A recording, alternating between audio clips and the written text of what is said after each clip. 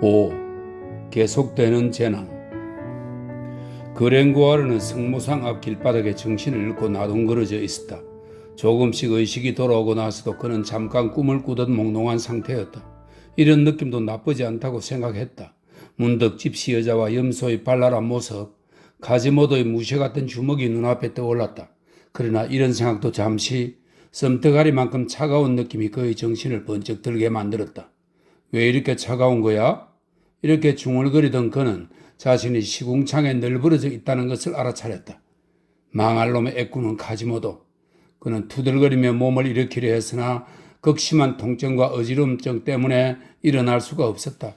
그나마 움직일 수 있는 손으로 코를 감싸진 채 움직이는 것은 포기하기로 했다.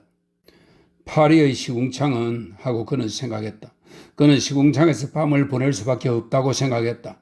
아니면 지금 상황에서 잠자리에 든다 해도 달리 무엇을 할 수 있겠는가? 파리의 시궁창은 냄새가 유난히 고약하다. 틀림없이 휘발성 아질산염을 포함하고 있어서일 것이다. 물론 이것은 니콜라 플라멜 선생을 비롯한 연금술사들의 의견이긴 하지만 그는 연금술사라는 단어를 생각하다가 문득 머릿속에 클로프 프롤로 부주교가 떠올랐다. 뿐만 아니라 카지모도와 다른 한 사내의 손에 집시 여자가 잡혀갈 뻔했던 일이며 광장에서 카지모도를 굴복시켰던 부주교의 어둡고 근엄한 얼굴이 한꺼번에 어지럽게 맴도는 것이었다. 뭔가 이상해 생각하면서 그는 오늘 있었던 일들을 바탕으로 환상적인 축조물, 즉 철학자들이 즐겨하는 종이성 쌓기를 시작했다. 그러다 불현듯 다시 정신을 차린 그의 입에서 외마디 신음소리가 새어나왔다. 맙소사, 이러다 얼어 죽는 거 아니야? 그도 그럴 게 한겨울에 쌀쌀한 밤을 그곳에서 지새우는 것은 천하장사라도 어려운 일일 것이다. 시궁창 물분자들이 그랭구아라의 몸에서 체온을 빼앗아가고 있었다. 이러다가는 얼마 안 있어 그의 체온과 시궁창 수온이 같아지게 될 터. 그런데 엎친 데 덮친 격으로 또 다른 골치 아픈 상황이 닥쳐오고 있었다. 옛부터 불황아라는 불멸의 이름이 붙여진 무리가 있었다. 파리 거리를 할 일 없이 어슬렁거리는 제멋대로 자란 가난한 아이들. 어릴 적 하굣길에서 너무 말끔하게 차려입었다는 이유로 그들 맨발의 불황아들에게서 돌팔매질을 당하기 일쑤였다. 바로 그런 불황아들이 지금 그가 널브러져 있는 내거리 쪽으로 왁자지껄 다가오고 있었던 것이다. 마치 벌레처럼 장난꾸러기 한 무리가 밤이 깊어 모든 사람들이 자고 있다는 건 안중에도 없는 듯 큰 소리로 웃고 떠들어대고 있었다. 하나같이 남학신을 신고 정체를 알 수 없는 자루 같은 것을 질질 끌며 오고 있었는데 그 신발 소리만으로도 죽은 사람이 벌떡 일어날 정도로 요란했다. 그랭구아르는 윗몸을 반쯤 일으켰다. 어이, 에네캥 당대슈, 어이, 장팽드 부르드, 저기 길모퉁이 철물장수 웨스타유 무복 영감이 죽었지 뭐야? 그래서 그 영감 집 방석을 가져와서 이걸로 핫도브를 피우자. 블랭드르 축제일이 아쉽게 지나가기 전에 말이야. 그러고는 그랭구아르를 미처 발견하지 못한 채 그의 머리 바로 위로 집 방석을 휙 던졌다. 그들 가운데 한 녀석이 짚을 한 움큼 쥐고 성모상 등불 심지에서 불을 붙이려 했다. 이런 제기랄, 이러다 집불에 타 죽겠군. 그랭구아르는 기겁을 하며 중얼거렸다. 그야말로 절체절명의 위기였다. 물과 불 사이에 끼어 오도가도 못하는 신세가 되었으니 이거야말로 환장할 노릇 아닌가? 시궁창에서 얼어 죽거나 집불에 타 죽거나 이래저래 영락 없이 죽을 처지가 되고 보니 없던 힘도 솟아날 지경이었다. 글자 그대로 죽을 힘을 다해 몸을 일으킨 그랭구아르는 집 방석을 어린 불황아들에게 냅다 집어던지고는 무조건 달리기 시작했다. 어이쿠, 이게 뭐야? 죽은 철물장수가 도로 살아났나 봐. 아이들 역시 갑작스러운 사태에 혼비백산에서 어디론가 달아나 버렸다. 결국 임자일은 집 방석만이 그 자리에 덩그러니 남아있게 되었다. 벨포르의 르쥐주 신부 코로제의 말에 따르면 그 집 방석은 이튿날 그 지역 성직자들에 의해 무슨 성물이라도 되는 듯 조심스럽게 주워 올려져 생토포르틴 성당의 보물창고에 들어가게 되었다고 한다. 나중에 그곳 성당지기는 문제의 집 방석을 목콩새우 거리에서 발견된 성모상의 기적이라 둘러대고는 1789년까지 짭짤한 수입을 올렸다는 것이다. 기적의 내용인즉 웨스타유 무보응이라는 자가 악마를 희롱하기 위해 죽을 때 자신의 혼을 그 집 방석 안에 숨겨두었는데 1482년 1월 6일에서 7일 사이 그 기념할 만한 밤에 근처에 있던 성모상의 힘으로 마귀를 쫓아냈다는 것이다. 6. 깨어진 항아리. 시궁창에서 벗어난 그랭고아르는 한참을 무작정 뛰었다. 어디로 가는지도 모르고 허겁지겁 내달리는 사이 그는 수많은 길모퉁이 담벼락들의 머리를 찧었고 진흙탕과 시궁창을 수없이 건너뛰었으며 셀 수 없이 많은 골목길과 막다른 길 네거리를 지나쳤다. 그는 중앙시장의 환하고 복잡한 골목들을 지나며 채 가시지 않은 두려움으로부터 도망칠 구멍만 찾고 있었다. 어찌나 놀랐는지 그놈한 라틴어 법조문에서 늘 볼 수 있는 온갖 도로와 길과 통로라고 언급해온 길목들을 모조리 헤매고 다닌 뒤에야 그의 걸음이 우뚝 멈추었다. 무엇보다 숨이 턱까지 찼으며 머릿속에 갑작스레 떠오른 딜레마가 또다시 그의 덜미를 덥석 낚아챘던 것이다. 여복의 그랭고아르군. 그는 걸음을 멈추고 손바닥으로 이마를 짚으며 스스로에게 중얼거렸다. 정말 한심하게 짝이었군. 아까 그 불안단 녀석들도 분명 자네가 무서웠을 거야. 자네가 북쪽으로 내달리는 동안 녀석들이 남학신 소리는 남쪽으로 나던 것을 들은 것 같다 이 말씀이야. 그러니 잘 생각해 보라고. 녀석들도 자네만큼이나 혼비백산했다면 틀림없이 그 집 방석을 입고 갔을 거야. 그 집 방석이야말로 자네가 줄곧 찾아 헤매던 오늘의 잠자리가 아니겠나? 성모 마리아께서 자네가 지어바친 교훈극에 대한 상으로 기적을 내려 보내주신 게 아니겠냐고. 분들은 만약 녀석들이 달아나지 않았더라도 말이야, 제대로 불을 붙이게 놓아두었더라면 젖은 옷은 말리고 온몸을 녹여주는데 더할 나위 없이 좋은 난로가 되어주지 않았겠나? 어찌되었든 그 집 방석이야말로 하늘이 내려주신 선물이란 말일세. 목공새우 그리의 사랑이 많으신 성모 마리아께서 오로지 자네를 위해 웨스타유 무봉을 내려갔다 이거야.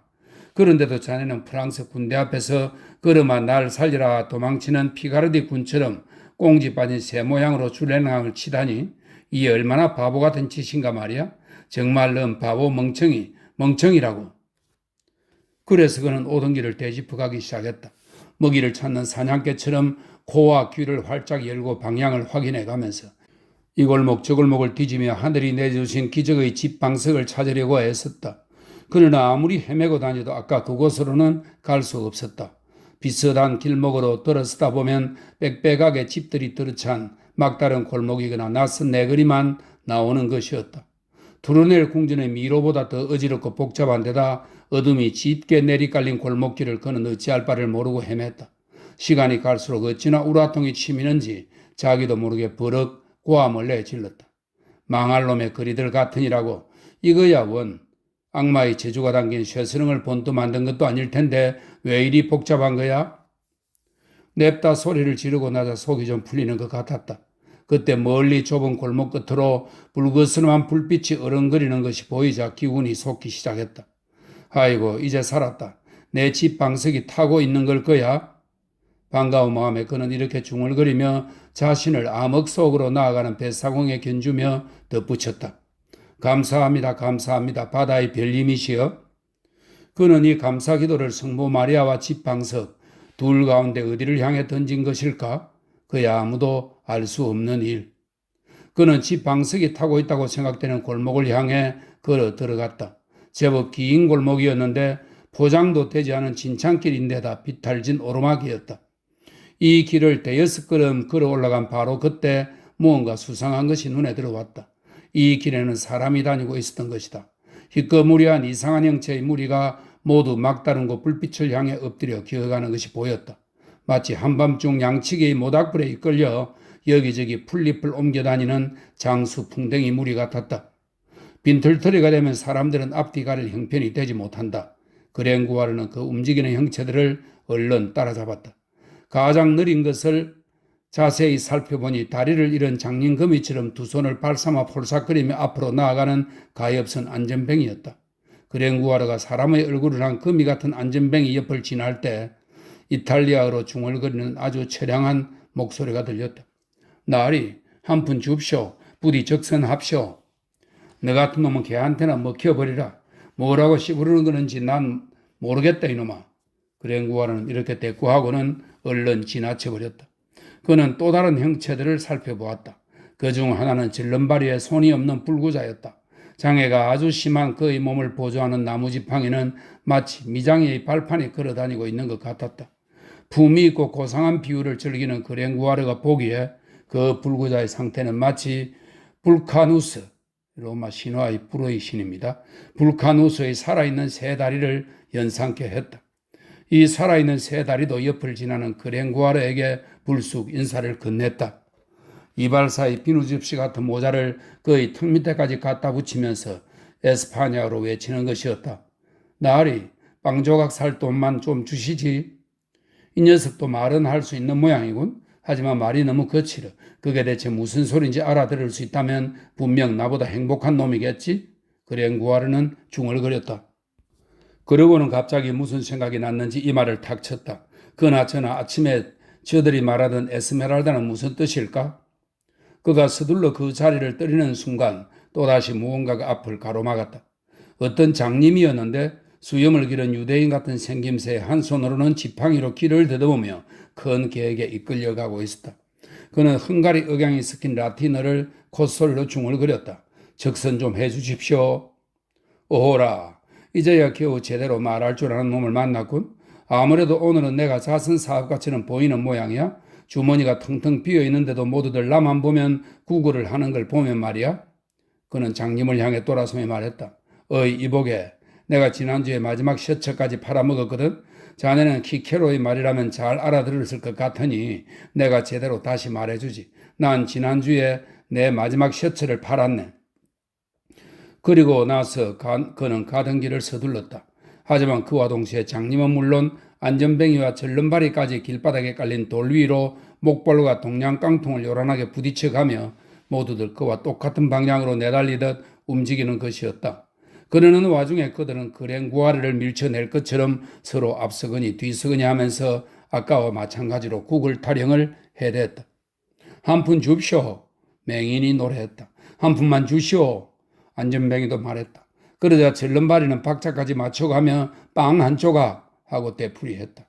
그랭구아르는 귀를 막았다. 그러고는 바벨탑이 따로 없군 하며 달리기 시작했다.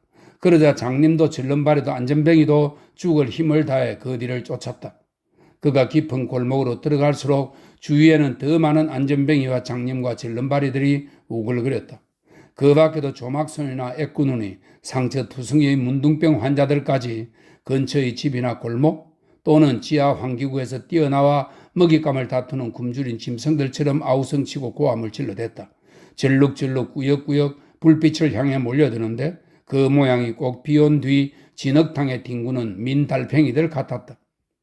그랭구아르는 여전히 새 거지에 둘러싸여 앞으로 어찌할지 알지 못한 채 절름발이를 피하거나 안전뱅이를 뛰어넘거나 우글우글 몰려있는 그 무리 때문에 발걸음이 더뎌지거나 깜짝깜짝 놀라면서 걸었다. 개무리 같은 속에 잘못 들어온 영국 대장과 똑같은 꼴이었다. 그는 순간적으로 그냥 되돌아가 버릴까 생각도 했다. 하지만 그러기에는 너무 늦은 상황이었다. 이미 민달팽이 같은 존재들이 뒤를 가로막고 있는 데다 처음 마주쳤던 거지 셋이 그를 붙잡고 있었던 것이다. 더욱이 유령 같은 거지들 행진에 떠밀리다 보니 막연한 두려움과 함께 악몽 같은 현기증까지 덮쳐 그는 계속해서 앞으로 걸어갈 수밖에 없었다. 어쨌든 그는 골목 끝으로 나오게 되었다. 골목이 끝난 곳에는 더 넓은 광장이 펼쳐져 있었고 여기저기 수많은 불빛들이 뿌연 밤안개 속에 흔들리고 있었다. 그랭구아르는 여전히 자신에게 매달린 새 거지를 떼어내기 위해 광장으로 후다닥 뛰어들어갔다. 이봐, 어딜 가는 거야? 절름발이가 짚고 있던 목발을 내던지며 에스파냐로 외쳤다. 그러고는 파리 거리를 걸어다닌 다리 가운데 그만한 다리는 없을 듯 보이는 훌륭한 다리로 쫓아오기 시작했다. 그러는 사이 안전뱅이가 자리를 틀고 일어나 그랭구아르의 머리에 묵직한 그릇을 덮어 씌웠다. 장님도 눈빛을 반짝이며 그랭구아르를 노려보았다. 여기가 대체 어디요? 급에 질린 시인이 묻자 어느새 그들 곁으로 따라와 있던 네 번째 유령이 대답해 주었다. 기적의 소굴이지. 기적의 소굴에 대한 설명이 있습니다. 13세기 이후 파리의 도독이나 거린들의 소굴이었던 구역이라네요. 밤이 되면 낮에 만들어 붙인 상처나 불구처럼 보이기 위해 변장했던 것을 떼어내고 건강한 몸으로 돌아왔기 때문에 붙여진 이름이라고 하네요. 기적의 소굴이지. 맞는 말이군. 장님도 눈을 뜨고 절름발이도 두 다리로 뛰는 걸 내 이 두 눈으로 똑바로 봤으니 말이야. 그런데 구세주는 어디 계신 거요? 그랭구하르가 이렇게 말하자 그들은 알 듯 모를 듯 괴이한 웃음만 터뜨렸다. 가엾은 시인은 가만히 주위를 살펴보았다. 그는 그야말로 무시무시한 기적의 소굴에 들어와 있었던 것이다. 제대로 된 사람이라면 그런 야심한 시각에 그곳에 들어갈 이유가 없었다. 공무 집행을 위해 들어섰던 샤틀레이 경찰관들이나 헌병들조차 혼비백산 돌아 나와야 했던 끔찍한 곳이었다. 파리의 얼굴에 흉물스레 돋아난 무사마귀가도 같은 도둑놈들의 소굴이자 도시의 거리에 흘러넘치기 마련인 죄악과 국을 밤이면 모여들었다 아침이면 어디론가 빠져나가는 불황자들의 시궁창이었다. 사회 질서를 뒤흔들어 놓는 달빛이 저녁이 되면 수확물을 들고 돌아오는 끔찍한 소굴인 것이다. 집시, 환속 수도자, 타락한 학생들, 스페인, 이탈리아, 독일 여러 나라의 망나니들과 유대교, 기독교, 이슬람교, 우상 숭배자, 온갖 종교의 무례한들이 별의 별 가짜 장애와 생채기들로 분장한 채 낮에는 동냥질을 하고 밤에는 흉악한 강도로 재빨리 탈바꿈하는 엉터리 병원인 것이다. 한마디로 말해 도둑질과 매춘과 살인 등 파리의 거리를 수놓는 드라마의 배우들을 위한 거대한 분장실인 셈이었다. 그 시절 파리 모든 광장이 그렇듯 그 광장 또한 제대로 길 하나 닦여 있지 않은 타원형 공터에 지나지 않았다. 이곳저곳 불 밝혀진 데마다 수상한 사람들이 모여 웅성거리거나 다들 이리저리 스승이다가 툭하면 고함을 질러댔다. 찢어질 듯 세댄 웃음소리, 어린아이들 울음소리, 여자들의 목소리가 여기저기서 터져나왔다. 그들의 손이나 머리 뒤에는 불빛을 받은 그림자가 일렁이며 기이한 움직임을 만들어내고 있었다. 어렴풋한 불빛이 그림자에 섞여 흔들리는 땅 위로는 사람 같은 개나 개 같은 사람이 지나는 것을 볼 수도 있었다. 종족과 종의 구별이 사라졌다고나 할까? 남자, 여자, 짐승, 나이, 성별, 건강, 질병까지도 군중 속에서는 똑같아지는 것이었다. 모든 게 뒤섞이고 합쳐져 전체가 한데 어우러졌다. 그랭구아르는 당황한 중에도 희미하게 흔들리는 불빛을 통해 그저 넓기만 한 광장이 낡고 지저분한 집들로 둘러싸여 있는 것을 알 수 있었다. 한두 개씩 창으로 불빛이 새어나오는 찌그러진 집들은 마치 찌푸린 얼굴로 둘러서서 악마들의 밤 소동을 지켜보는 어둠 속 노파들의 괴상하게 큰 머리통처럼 보였다. 마치 듣도 보도 못한 꼴볼견들이 슬슬 기어다니거나 우글우글 모여드는 괴상 야릇한 신세계에 온 느낌이었다. 그랭구아르는 세계의 기다란 집게에 집히듯 새 거지에게 에워싸인 채 북적대는 주위 다른 거지떼들의 아우성까지 겹쳐 다른 소리는 아무도 들을 수가 없었다. 악재에 겹친 그랭구아르는 오늘이 혹시 마법사들이 잔치를 연다는 그 토요일이 아닌지 생각에 내려 무지 내를 썼다. 그러나 아무리 머리를 쥐어짜도 무엇 하나 떠오르는 것이 없었다. 기억과 생각의 실마리가 모두 끊어진 채 보고 느끼고 의심하는 것 사이에서 폭풍우를 맞은 돛담배처럼 흔들리고 있었다. 그는 극도의 혼란 상태에서 스스로에게 답할 수도 없는 질문을 던져보았다. 내가 살아있다면 이것은 이성의 재판일까? 이것이 현실이라면 나는 진실로 살아있는 것일까? 순간 그를 둘러싸고 있던 군중 속에서 귀청을 찢는 듯한 고함 소리가 솟구쳤다. 이놈을 임금님께 끌고 가라. 임금님께 끌고 가자. 그랭구아르는 가쁜 숨을 몰아쉬며 중얼거렸다. 오 승모님, 이곳 임금이라면 틀림없이 악마일 텐데. 임금님께 끌고 가. 이제는 모두 한 목소리로 외쳐댔다. 그는 우악스레 달려드는 사람들 손에 이끌려 어디론가 끌려가고 있었다.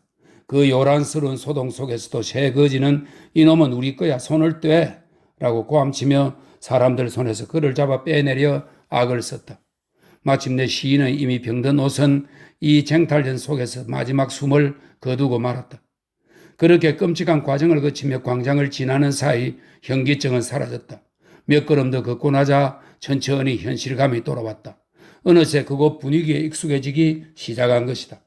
처음이 낯선 상황에 맞닥뜨렸을 때는 마치 연기가 피어올라 온갖 사물과 상황들을 흐려놓는 통에 갈피를 잡을 수 없는 것처럼 몽롱하고 당혹스럽기만 했었다.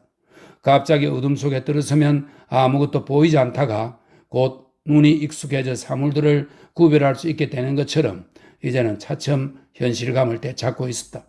요컨대 그는 마법사들의 집회인 줄 알았던 곳에서 어느 순간 정신을 차리고 보니 거대한 술판 한가운데 팽개쳐져 있는 자신을 발견하게 된 것이다. 그렇다. 기적의 소굴은 그 자체가 하나의 술판이었다. 그렇다고 단지 술만 마시되는 것이 아니라 피와 포도주가 난무하는 강도들의 소굴이기도 했다. 드디어 그랭구아르는 누더기를 걸친 호송대에 의해 목적지까지 끌려왔다. 그의 첫눈에 비친 광경은 결코 사심을 불러일으킬 수 없었다. 그곳이 지옥이었다 해도 시적 감흥과는 거리가 멀었던 것이다. 이보다 더한 것은 없을 정도로 보잘것없고 혼란스러우며 무시무시한 선술집의 적나라한 모습 그 자체였다. 15세기에서 잠시 벗어나 얘기해보자면 그랭구아르는 미켈란젤로에서 칼로의 세계로 전락한 것이었다. 둥글럽지간 돌바닥 위에서 화토불이 뜨겁게 타오르고 있고 그 위에 걸친 빈 석쇠 다리를 시뻘건 불꽃이 마구 핥고 있었다.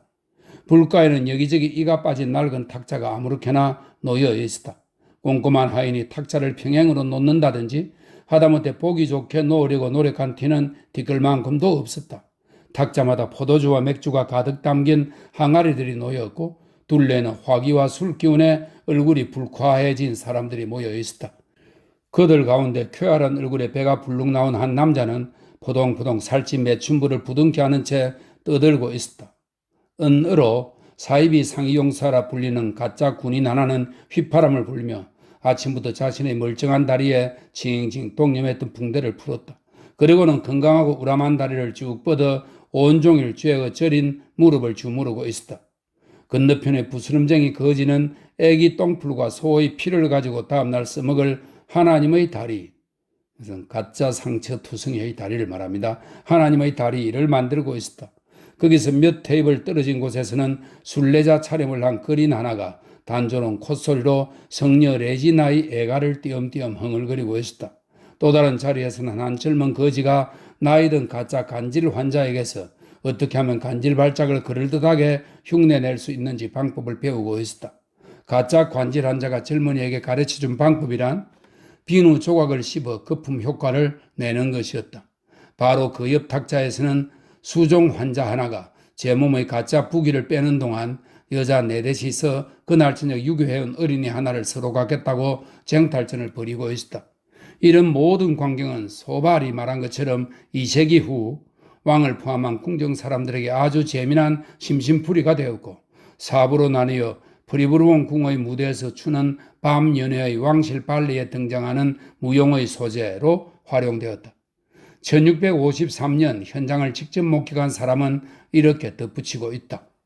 기적의 소굴 사람들의 갑작스러운 변신이 이보다 더 잘 연출된 적은 일찍이 없었다. 방스라드는 17세기의 궁정 시인인데 발레의 줄거리를 많이 쓴 사람이라고 합니다. 방스라드는 그것을 몹시 우아한 식으로 다듬어 우리에게 보여주었다. 술집 안 여기저기서 난잡한 노래소리와 요란한 웃음소리가 터져 나오고 있었다.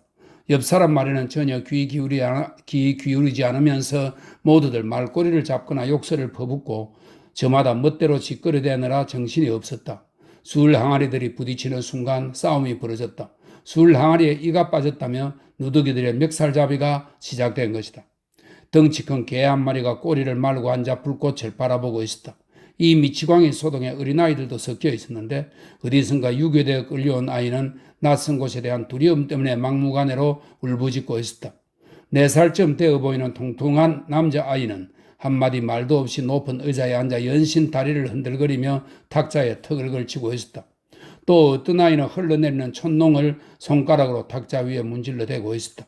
그리고 아주 어려 보이는 다른 한 아이는 더러운 바닥에 퍼질러 앉은 채 몸이 들어갈 정도의 커다란 냄비 바닥을 기와 조각으로 긁어내 스트라디바리우스도 울고 갈 소리를 내고 있었다. 화토불 옆에는 커다란 술통이 하나 놓여 있고 그 위에 거지 하나가 올라앉아 있었는데 그야말로 임금의 옥좌가 따로 없었다. 그랭구아를 잡아온 거지 셋은 그를 술통 앞으로 끌고 갔다. 그 순간 아수라장 같은 술집 안이 물을 끼얹은 듯 조용해졌다. 다만 철 모르는 어린아이가 냄비 바닥을 긁어대는 소리만 이어지고 있었다. 그랭구아르는 숨도 제대로 쉬지 못했으며 고개 들어 주변을 살펴볼 엄두도 내지 못했다. 야, 모자 벗어.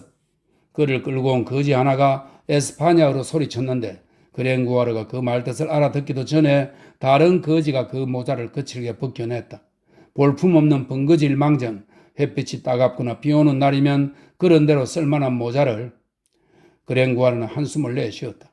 그때 술통 위에 앉아있던 임금이 한마디 던졌다. 이놈은 또 뭐냐? 그 목소리에 그랭구아르는 몸서리를 쳤다. 과장되게 위협적인 거친 말투였지만 누구 목소리인지 분명히 알아들을 수 있었기 때문이다. 그는 바로 그날 아침 성사격이 벌어지던 재판소 홀의 관객들 속에서 한 푼 줍쇼, 즉선합쇼 라고 외침으로써 그에게 최초의 타격을 입힌 주인공이었다. 그제야 그랭구아르는 고개를 들어 임금의 얼굴을 확인했다. 틀림없는 클로팽 트루유프였다. 클로팽 트루유프는 명색이 임금이라고는 하지만 차림새는 그때와 조금도 다르지 않았다. 대신 팔에 있던 상처는 흔적도 보이지 않았고 손에는 순경들이 군중을 통제할 때 쓰던 블라이우라는 하얀 가죽끈이 달린 회초리를 들고 있었다. 머리에는 위로 갈수록 좁아지는 모자를 쓰고 있었는데 아무리 보아도 어린이용 모자인지 왕관인지 분간할 수가 없었다. 그랭구아르는 이 기적의 속을 임금이 자신의 연극 공연장에 왔던 그 거지였다는 사실에 왠지 모를 희망을 품게 되었다. 기대감에 찬 그랭구아르는 더듬더듬 입을 열었다. 저 나리, 각하, 아니 폐하 어떻게 불러드려야 좋을까요?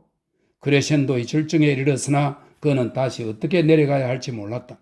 각하든 폐하든 네 마음대로 불러. 대신 빨리 말해. 너 자신을 변호할 무슨 말이 있긴 한 거냐? 나 자신을 변호할 말이라고? 이건 뭔가 잘못된 것 같은데? 그랭구아는 속으로 중얼거리다 말고 다시 말을 이었다. 저는 오늘 아침에 에라 이 빌어먹을 놈아 잡소리 그만 짓거려 하고 클로팽이 가로막았다. 너희 이름이나 떼란 말이야. 잘 들어. 넌 지금 세 분의 높으신 대왕 앞에 있는 거야. 우선 도독왕국의 임금이시며 거지왕국 최고 군주 대제폐하의 뒤를 이은 나 튀니스 왕 클로팽 트루유프. 다음은 대갈통에 걸레를 걸친 저 노란 얼굴의 노인 이름하여 이집트와 보헤미아 공작인 마테아스 앙가디스 피칼리. 그리고 남이 몰아짓거리던 계집이나 실컷 주무르고 있는 저 뚱보 갈리아의 황제 기욤 루소 폐하. 이렇게 세 사람이 너를 심판할 것이다. 너는 거지도 아닌 주제에 무음하게도 우리 거지 왕국을 침범했어. 그러니 도독, 문둥이, 불황자 이 세 가지 어느 것에도 해당하지 않으면 너는 단단히 벌을 받아야 하는 거야. 자, 그러니 대체 는 어떤 놈인지 정체를 밝히란 말이다. 아닙니다. 오, 불행히도 제겐 그와 같은 명예가 없습니다. 저는 그냥 일개 작가인걸요? 그랭구아르의 말에 임금은 무자르듯 단호하게 말했다. 그래? 알았어. 한마디로 교수형 까미로군. 속세의 신사나리. 너희가 우리를 대하듯 우리 세계에 뛰어든 내 놈에게는 우리식으로 다루는 게 공평하겠지. 너희가 불황자를 단속하듯이 우리 세계에도 신사를 단속하는 법이 있단 말이야. 그 법이 가혹하다면 그건 너희 탓이야. 때로는 삼배의 목을 매단 니놈들의 일그러진 낯짝을 보고 싶기도 하거든. 이제 너가 입고 있는 그 누더기는 저 매춘부들에게나 줘. 그린들을 위로하기 위해 니놈의 목을 매달아 둘 테다. 아 참, 당연히 지갑도 넘겨줘야겠지. 마지막 기도라도 하고 싶다면 얼마든지 하시고. 저 사발 속에 생피에르 오베프 성당에서 가져온 돌 하나님이 계시니 말이야.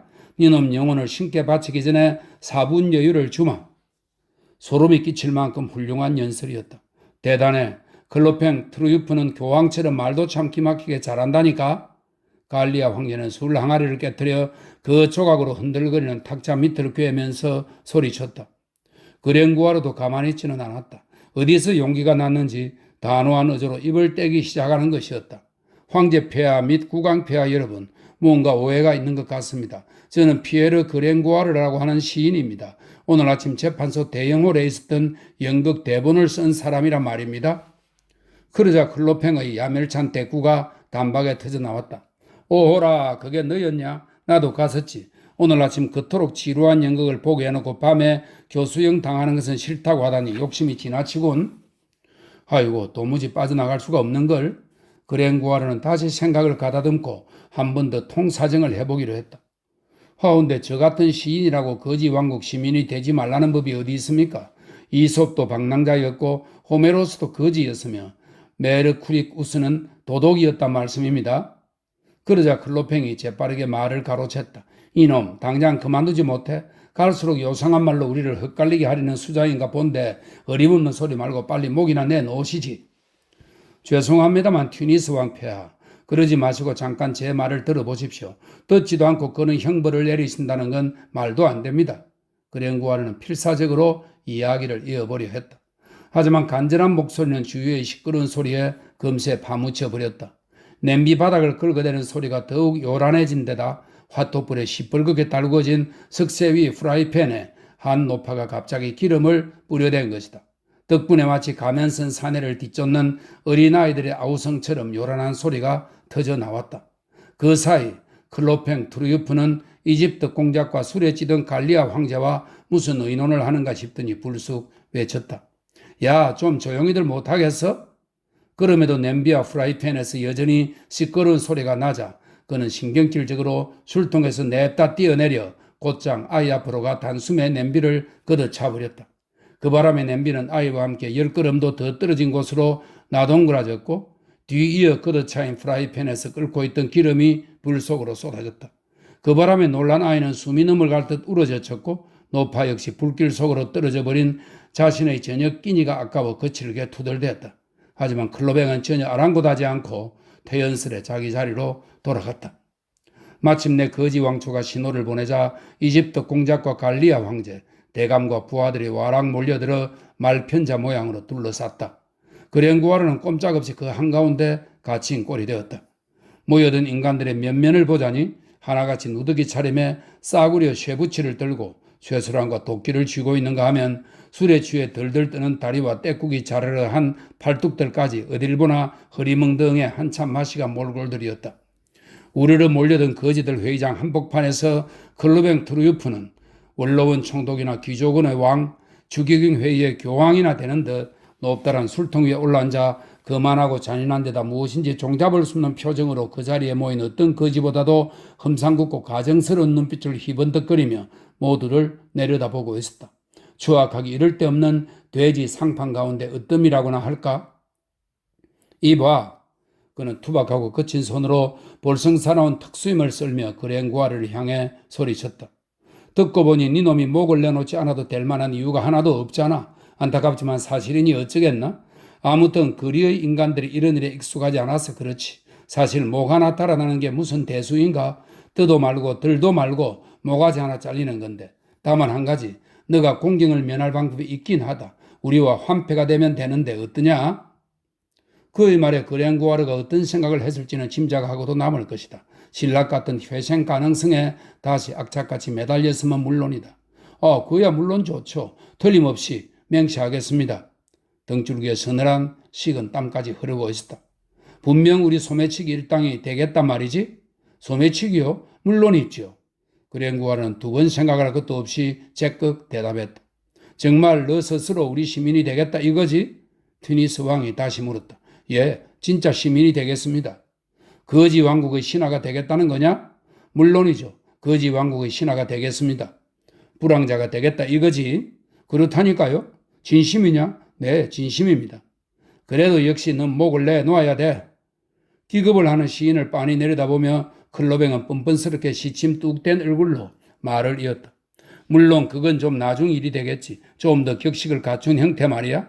선량한 파리 시민의 돈으로 아름다운 교수대에서 진짜 시민들이 지켜보는 가운데 어떠냐? 그 정도면 충분히 위안이 되겠지?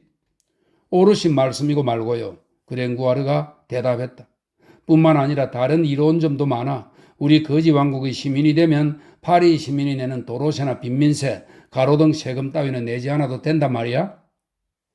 꼭 그렇게 하고 싶습니다. 불황자, 거지 왕국 백성, 탈세 시민, 소매치기 등등 뭐든지 시키는 대로 하겠습니다. 임금이시여, 사실 전 애초부터 그런 사람이었습니다. 왜냐하면 저는 철학자거든요. 철학은 모든 사물을 포함하고 철학자는 모든 인간을 포함한다고 하지 않습니까요? 그 말에 왕은 대번에 눈살을 잔뜩 찌푸렸다. 네 이놈, 대체 나를 뭘로 보고 그런 소리를 찌끄리느냐? 꼭 헝가리 유대인놈 같구나. 난 히브리어 따위 몰라. 도둑놈이라고 해서 죄다 유대인이란 법은 없으니까. 그리고 난 더 이상 도둑질 같은 건 안 해. 이제는 사람을 죽이지. 목치기는 해도 소매치기 같은 건 벌써 옛날에 손을 뗐다니까? 그랭구아라는 점점 더 달아오르는 클로팽의 거칠고 단호하게 톡톡 내뱉는 말들 사이에 끼어들어 어떻게든 변명이나 사죄의 말을 해보려고 애썼다. 저 정말 죄송합니다, 폐하. 그건 히브리어가 아니라 라틴어인데요. 그러니까 내 말은 난 유대인이 아니란 소리야. 그리고 니놈은 반드시 교수대에 매달아야겠어. 피려먹을. 니놈 옆에 있는 그 유대인 땅꼬마 가짜 파산자 녀석도 마찬가지야. 언젠가는 저놈도 가짜 동전처럼 계산대 위에 못 박히는 꼴을 꼭 보고야 말겠어. 글로팽은 그렇게 말하면서 얼굴에 수염이 난 땅딸막한 헝가리 유대인을 가리켰다. 다른 나라 말을 전혀 모르는 헝가리 거지는 왕의 노여움이 자신에게까지 미치는 것도 모른 채 그저 눈만 끔뻑거리며 지켜보고 있었다. 이윽고 흥분이 서서히 가라앉자 글로팽 트루유프는 푸툭 내뱉었다. 저기 놈팡이 친구, 너 정말 거지가 되고 싶은 거냐? 그렇다니까요. 되겠다고 말로만 해서 되는 게 아니야. 선의라는 것도 사실 수프에 고기 조각 하나 더 담아주는 걸로 끝나는 게 아니라고. 그건 천국에 갈 때 필요할지는 몰라도 거지 왕국과 천국은 하늘과 땅 차이라는 걸 알아야 해. 우리 거지 왕국에 들어오려면 너가 정말로 우리에게 필요한 존재라는 사실을 보여줘야 한단 말이야. 예컨대 꼭두각시를 상대로 호주머니를 뒤지는 시범이나 한번 보여주던가. 얼마든지 하겠습니다. 그랭구아르는 힘주어 대답했다.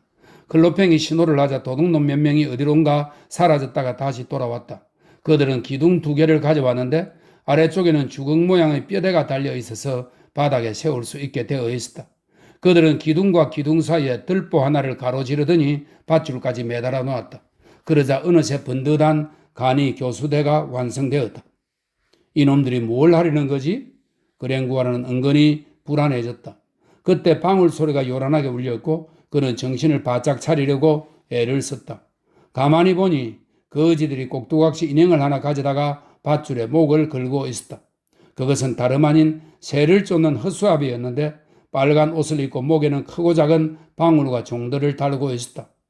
카스티아 낙이 30마리의 목에 충분히 달 수 있을 만큼 많았고 밧줄이 흔들릴 때마다 함께 울렸다.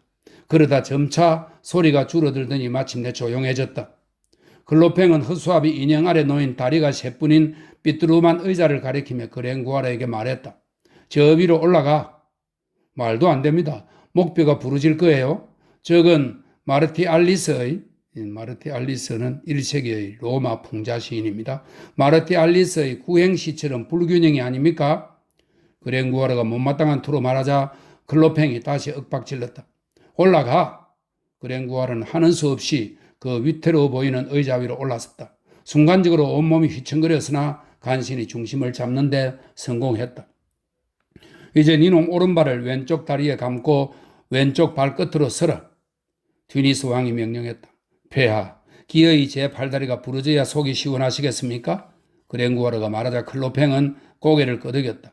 이봐, 말이 너무 많군 그래? 잘 들어. 방금 시킨 대로 발끝으로 서면 인형의 호주머니에 손이 닿게 될 거다. 그러면 거길 뒤져서 지갑을 꺼내는 거야.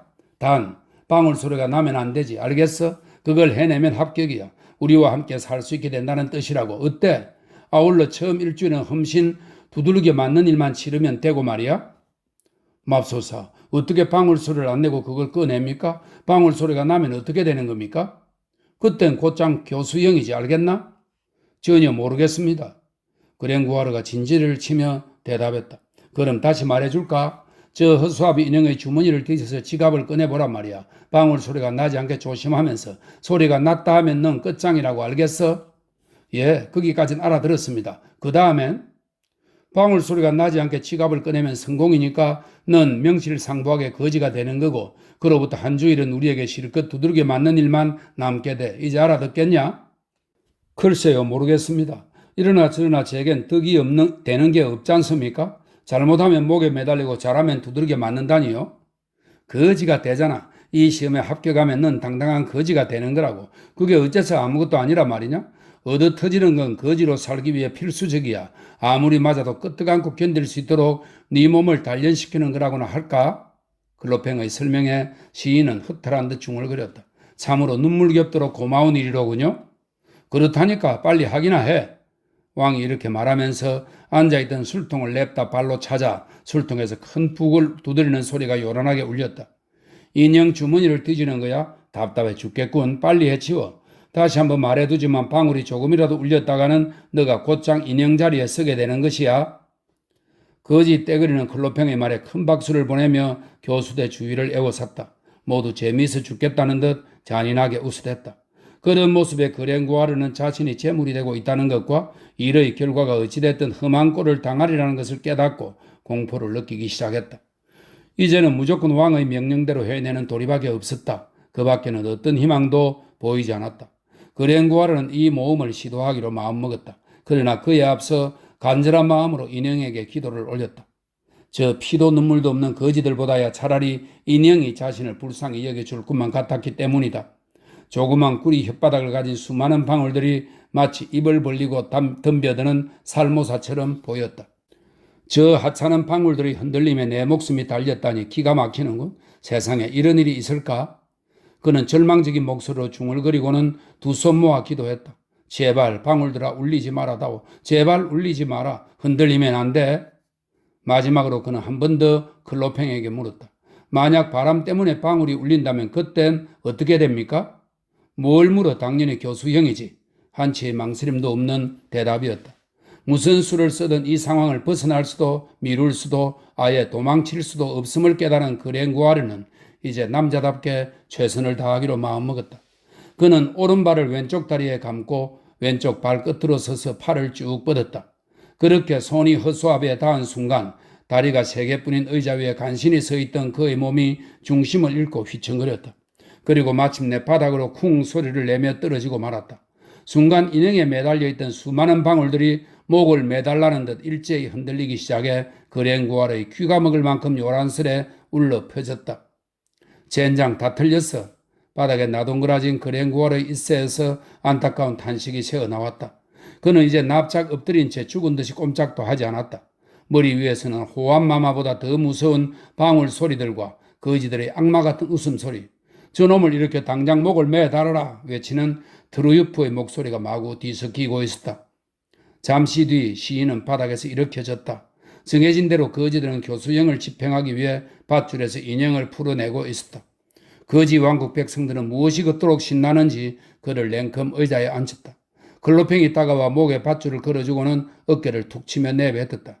잘 가게 젊은이, 더 이상 도망칠 데가 없지? 그래도 제법 잘 버티던데?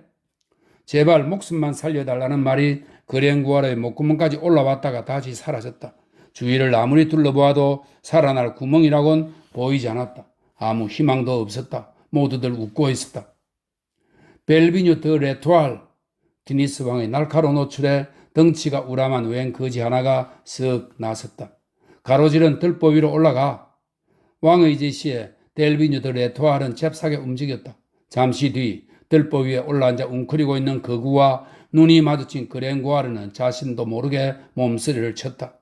자, 이제 내가 손뼉을 치면 앙드리르 루주, 너는 곧장 무릎으로 의자를 차내는 거야. 그리고 프랑스와 상트 퓨렌, 너는 놈의 다리에 매달리고 그와 동시에 벨비뉴는 놈의 어깨 위에 뛰어내려 동시에 셋이 그렇게 하는 거야. 알겠지? 그랭고하르는 바들바들 떨기 시작했다. 어때? 준비됐나? 클로팽 트루유프가 새 불황자에게 말했다. 새 불황자는 한 마리 파리를 노리는 거미들처럼 일제히 그랭고하르에게 달려들 태세였다. 가엾은 사형수가 죽음의 공포 속에서 허우적거리는 동안 클로팽은 차분하게 발끝으로 화토불에다 마른 포도나무 가지를 밀어 넣었다. 준비 다 됐지? 클로팽이 마지막으로 확인하면서 신호를 하기 위해 두 팔을 벌렸다. 1초 뒤면 모든 게 끝날 참이었다. 그런데 그 순간 클로팽은 무슨 생각이 났는지 갑자기 손을 내리며 말했다. 잠깐 깜빡 잊을 뻔했군. 우리는 관례상 사내를 처형하기 전에 그를 원하는 여자가 있는지 물어보게 되어 있다. 이제 너희 마지막 기회인 셈이지. 좋다는 여자가 있으면 그녀와 같이 살 것이고 없으면 예정대로 죽게 돼 있어. 이러한 관례가 이상하게 들릴지 모르지만 실제로 그 자세한 내용이 수록된 영국의 옛 법률 문헌이 오늘날까지 전해지고 있다. 궁금하다면 버링턴의 소견을 참조하기 바란다. 그랭고하르는 안도의 한숨을 내쉬었다. 그러나 이미 반시간 동안 2번이나 죽다 살다를 반복해온 처지인지라 이번에도 큰 희망을 가질 수는 없었다. 여봐라 계집들, 암컷들, 마녀든 암고양이든 상관없으니 너희들 중에서 이놈을 갖고 싶은 년이 있으면 앞으로 나와라. 콜레트라 샤론, 엘리자베트 트루뱅, 시몬 조드윈, 마리 피에드부, 톤라 롱그, 베라드르 파누엘, 미셸 주나우, 클로드 롱주 레유, 마티닌 지로로, 이자보라 티에리. 자 이리 나와. 어서들 가까이 와서 보란 말이야. 쓸모없는 사내 녀석이지만 그래도 공짜로 살 수 있는데 누구 갖고 싶은 년 없나? 그랭구아르 자신이 생각하기에도 이처럼 비참하고 절박한 상황에 처해 있는 판에 실제로 여자들에게 호감을 줄 수나 있을까 기대도 하지 않았다. 과연 여자 거지들은 제2의 그다지 큰 흥미를 보이는 것 같지 않았다. 딱하게도 그랭구아르는 여자들의 이런 대답을 들어야 했다. 관두어 쓸데없어. 차라리 목을 매달면 우리 모두한테 구경거리라도 되니 그게 낫겠네. 그런데 그 와중에도 여자 셋이 사람들을 해치고 앞으로 나오더니 그랭구아르를 샅샅이 훑어보기 시작했다. 첫 번째 여자는 네모진 얼굴의 뚱보였다. 그녀는 시인이자 철학자의 달아빠진 저고리를 헤쳤다. 너무 달아서 밤을 굽는 냄비보다 더 구멍이 많은 옷이었다. 아니나 다를까 여자는 곧장 얼굴을 찌푸렸다. 깃털 빠진 닭 같네. 여자는 그렇게 중얼거리더니 그랭구아르에게 망토를 보여달라고 했다. 잃어버렸는데요. 그럼 모자는 누가 뺏어갔어요. 신발 좀 봐. 밑창이 다 빠졌어요. 그럼 지갑은? 죄송합니다. 한 푼도 없네요. 그랭구아르는 난감한 표정으로 더듬거렸다. 그래, 그럼 감사히 여기고 매달리기나 해. 여자 거지는 냉정하게 등을 돌리며 쏘아붙였다. 두 번째 여자는 새까맣고 늙어 빠진 데다 못생기기까지 한 노파였다. 기적의 소굴에서조차 눈에 거슬릴 정도로 흉한 몰골이었다. 노파는 그랭구아르 주위를 천천히 돌아보기 시작했다. 그랭구아르는 노파가 자기를 갖겠다고 할까봐 벌벌 떨었다. 그러나 다행히도 노파는 너무 말라 비틀어졌네. 내뱉더니 획 돌아서 가버렸다. 세 번째는 빨라라고 별로 밉지 않은 아가씨였다. 제발 살려줘요. 그녀가 다가오자 그는 작은 목소리로 애원했다. 아가씨는 가엾다는 듯 그를 바라보더니 눈을 내리깔고 망설이는지 치마를 만지작거리기 시작했다. 불쌍한 사형수 그랭구아르는 그녀의 일거수일투족을 눈여겨보고 있었다. 이젠 정말 마지막 희망이었던 것이다. 안 되겠네요. 그랬다가는 기욤 롱그주에게 얻어맞을 거예요? 망설임 그때 아가씨가 이렇게 말하고는 사람들 사이로 사라졌다. 클로팽이 기다렸다는 듯 소리쳤다. 어이구 지질이 복도 없는 놈일체 거려? 그는 이제 술통 위에 우뚝 서서는 경매 중개인처럼 떠들어대기 시작했다. 사내가 필요한 사람이 더 없단 말인가? 거지들이 재미있다는 듯 소리를 지르기 시작했다. 마지막으로 한 번 더 묻겠다. 뜻있는 사람 없어? 하나, 둘, 셋. 클로팽은 교수대 쪽으로 돌아서서 고개를 끄덕이며 선언했다. 낙찰. 이를 신호로 델비뇨 드 레토알과 앙드리르 루주, 프랑스와 상트 프린이 그랭구아르 옆으로 다가섰다. 바로 그때 거지들 사이에서 이런 외침이 터져나왔다. 에스메랄다다, 에스메랄다야. 그랭구아르는 두방망이질 하는 심장을 간신히 억누르며 소리가 나는 쪽을 바라보았다. 사람들이 길을 터주는 가운데 눈이 부시도록 밝고 환한 자태로 걸어 나오고 있는 한 여자가 있었다. 그녀는 바로 집시 처녀였다. 에스메랄다라고? 그랭구아르는 자기도 모르게 외마디 소리를 질렀다. 그 한마디 속에 그날 하루 동안 겪었던 일들이 주마등처럼 뇌리를 스쳐갔다. 세상에서 보기 드문 이 미녀는 무시무시한 기적의 소굴에서조차 그 아름다움과 매력의 힘을 마음껏 발산하고 있었다. 그녀가 나올 수 있게 길을 터주고 서 있는 짐승 같은 거지들의 얼굴에도 환한 표정이 스치고 있었다. 집시 여자는 사뿐사뿐 가벼운 발걸음으로 그랭구아르에게 다가왔다. 옆에는 귀여운 염소 잘리도 있었다. 그녀는 비참한 표정의 그를 잠깐 바라보더니 클로팽에게 물었다. 이 사람을 매달리고 하나요? 그래, 너가 남편으로 삼겠다면 모를까? 왕이 대답했다. 그럼 제가 가질게요. 그녀는 말했다. 그 말을 듣는 순간 그랭구아르는 아침부터 지금까지 꿈을 꾸고 있는 것이 확실하다고 생각했다. 급작스러운 운명의 변화 앞에서 여간 당혹스러운 게 아니었다. 마침내 목에서 밧줄이 풀리게 된 시인. 하지만 의자에서 내려서자마자 그 길로 바닥에 털썩 주저앉을 수밖에 없었다. 심한 충격과 벅찬 감격 때문에 현기증이 나서 몸을 제대로 가눌 수가 없었던 것이다. 이집트 공작은 말없이 점토 항아리를 가져왔다. 집시 여자는 그것을 그랭구아르에게 건넸다. 이걸 바닥에 던져 깨뜨리세요.